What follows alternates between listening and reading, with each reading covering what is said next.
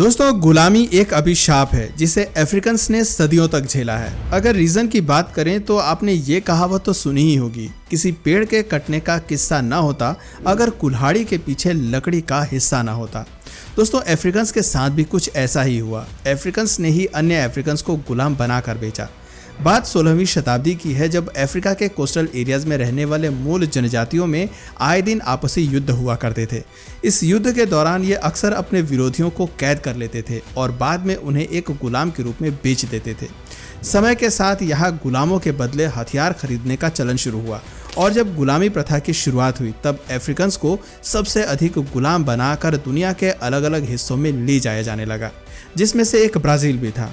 1532 का साल था जब अफ्रीका से चलकर एक जहाज़ ब्राज़ील पहुंचता है और यहीं से ब्राज़ील में अफ्रीकन्स गुलामों को लाने का सिलसिला शुरू होता है, जो कि काफ़ी लंबे समय तक चला। इस जहाज़ में अफ्रीकन्स को इस तरह से ठूस ठूस कर भरा गया था जैसे जानवरों को गाड़ियों में भरा जाता है। उस समय ब्राज़ील में लाए गए इन गुलामों को पीस कहा जाता था। सामान की तरह यहाँ उनकी बोली लगाई जाती थी। जिस तरह से दुकानदार अपनी चीज़ों को साफ सुथरा करके अपने कस्टमर्स के सामने रखते हैं ताकि उनकी चीज़ों की अच्छी कीमत लग सके, ठीक ऐसा ही कुछ इन अफ्रीकन्स के साथ भी किया जाता था। शुरुआत में उन्हें खूब खिलाया पिलाया जाता था, उनके पूरे शरीर पर तेल लगाया जाता था ताकि वो दिखने में हिष्ट पुष्ट और स्वस्थ दिखें और उनकी ज़्यादा कीमत मिल सके। पर जब एक बार उनकी खरीद फरोख्त हो जाती थी तब उनके साथ जानवरों से भी बदतर सलूक किया जाता था। उस दौर में महिलाओं के कंपैरिजन में पुरुष गुलामों की कीमत ज़्यादा होती थी। दरअसल 12 से 30 साल के पुरुषों को एडल्ट माना जाता था और उनसे बिना रुके 14 से 15 घंटे तक काम कराया जाता था। काम के दौरान अगर उनसे कुछ गलती हो जाती थी तो उन पर कोड़े बरसाए जाते थे। इन गुलामों को न तो भरपेट भोजन मिलता था और ना ही पहनने के लिए कपड़े। हालांकि लगातार काम करने की वजह से और सही खान पान न होने की वजह से ये गुलाम 35 साल की उम्र तक जाते जाते बूढ़े दिखने लगते थे। दोस्तों, ये कहानी उस दौर के लगभग हर गुलाम की थी, सिवाय एक को छोड़कर। जहां बाकी गुलाम को खाने के लिए सूखी रोटी दी जाती थी तो वहीं इस गुलाम को तरह तरह के पकवान दिए जाते थे। इनफैक्ट उससे शारीरिक श्रम भी कम ही करवाया जाता था ताकि वो जल्दी थके ना। आपके लिए ये जानना और भी ज़्यादा सरप्राइजिंग होगा कि इस गुलाम ने एक या दो नहीं बल्कि 200 से ज़्यादा बच्चे पैदा किए थे। सवाल है क्यों? आखिर क्यों एक गुलाम को उसके साथियों से अलग ट्रीटमेंट दी जाती थी? ऐसा क्या खास था इस गुलाम में? क्या इस गुलाम को बच्चे पैदा करने के लिए ही लाया गया था? दोस्तों, आइए इन सभी सवालों के जवाब जानने की कोशिश करते हैं। दोस्तों, जिस गुलाम की मैं बात कर रहा हूँ उसका निक नेम पाटा सेका था, जबकि उसका असली नाम रॉक जोस फ्लोरेंसियो था। पाटा की हाइट 7 फुट से ज़्यादा थी, साथ ही वो शरीर से भी हिष्ट पुष्ट था। उसके चेहरे पर एक गजब का तेज था। वो अपने समय के युवाओं से बिल्कुल अलग था। हम कह सकते हैं कि वो काफ़ी अट्रैक्टिव था। हालांकि उसकी इसी खूबी ने उसे गुलामी के गर्त में झोंक दिया। बात 18वीं शताब्दी की है, जब पूरी दुनिया में कॉफ़ी का बाजार तेज़ी से फैल रहा था और इस डिमांड को पूरा करने के लिए उस समय अगर किसी चीज़ की सबसे ज़्यादा ज़रूरत थी तो वो थे मजदूर। बागानों में मजदूरों की कमी न हो इसलिए अफ्रीकन को तेज़ी से गुलाम बनाया जाने लगा। और अफ्रीकन्स को गुलाम बनाना इसलिए भी आसान था क्योंकि खुद उनके ही लोग चंद पैसे और हथियारों के लिए उन्हें बेच रहे थे। दोस्तों, इसी समय पाटा सेका को भी गुलाम बनाया जाता है। जिस जमींदार ने पाटा को खरीदा था उसके पास भी कॉफ़ी के बागान थे और इसीलिए वो पाटा को अपने बागानों में मजदूरी कराने के लिए खरीदता है। लेकिन एक दिन जब पाटा उसके बागान में काम कर रहा था तो जमींदार की नज़र पाटा की कद काठी पर जाती है। पाटा के लंबे हाथ और पैर और गठीले बदन को देखकर वो अचंभित रह जाता है, क्योंकि उस दौर में ऐसा माना जाता था कि जिनके भी हाथ पैर पतले लंबे होते हैं और जिनका शरीर गठीला होता है वो लड़के पैदा करने में माहिर होते हैं। बस फिर क्या था, अब जमींदार पाटा को अपने बागान से निकालकर और गुलाम बच्चे पैदा करने के काम में लगा देता है। दरअसल जमींदार चाहता था कि पाटा गुलाम औरतों के साथ संबंध बनाए और उसके लिए गुलाम पैदा करे ताकि उस जमींदार को फ्री में अपने बागानों के लिए ज़्यादा से ज़्यादा अच्छे मजदूर मिल सकें। और इसीलिए ये जमींदार पाटा को करने के लिए सिर्फ 2 काम सौंपता है। पहला, पाटा को ज़्यादा से ज़्यादा महिलाओं के साथ संबंध बनाना था और दूसरा, पाटा को ज़मींदार के अस्तबल का ध्यान रखना था।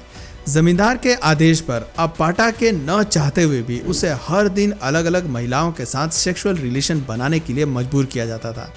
पाटा अब अपने मालिक के लिए एक ब्रीडर बन चुका था। उसकी नियमित जांच होती थी, उसे अच्छा खाना खिलाया जाता था ताकि उससे पैदा होने वाली औलादें भी मजबूत हों और वो बागानों में ज़्यादा से ज़्यादा काम कर सके। दोस्तों पाटा सेका ने अपनी पूरी जिंदगी में कितनी महिलाओं से फिजिकल रिलेशन बनाए, इसके बारे में कोई सटीक जानकारी तो नहीं है, लेकिन हाँ ऐसा अनुमान लगाया जाता है कि पाटा ने अपने मालिक के लिए 200 से ज़्यादा बच्चे पैदा किए थे जो कि बड़े होने पर गुलाम बने। यानी उन 200 बच्चों को गुलामी अपने पिता से विरासत में मिली थी। जहां कुछ बच्चों को बचपन में ही पाटा के मालिक ने अच्छी खासी कीमत मिलने पर बेच दिया, तो वहीं बाकियों को जमींदार के बागानों में काम करने के लिए मजबूर किया जाता था। सालों तक गुलामी का जीवन जीने के बाद उन सबको आज़ादी साल 1888 में मिलती है, जब ब्राज़ील में दास प्रथा का अंत होता है और उसके साथ ही पाटा को भी गुलामी से आज़ादी मिल जाती है। आज़ाद होने के बाद पाटा सेका की मुलाकात एक दिन पल्मीरा नाम की एक लड़की से होती है। पल्मीरा की खूबसूरती को देखकर पाटा पहले ही नज़र में उस पर अपना दिल हार जाता है। हालांकि उस समय वह पल्मीरा से कुछ नहीं कहता है, लेकिन अब वह उसके ख्यालों में रहने लगता है और एक दिन मौका देखकर वो पल्मीरा के सामने शादी का प्रपोजल रखता है। पल्मीरा भी उससे शादी करने के लिए हामी भर देती है, जिसके बाद दोनों शादी कर लेते हैं।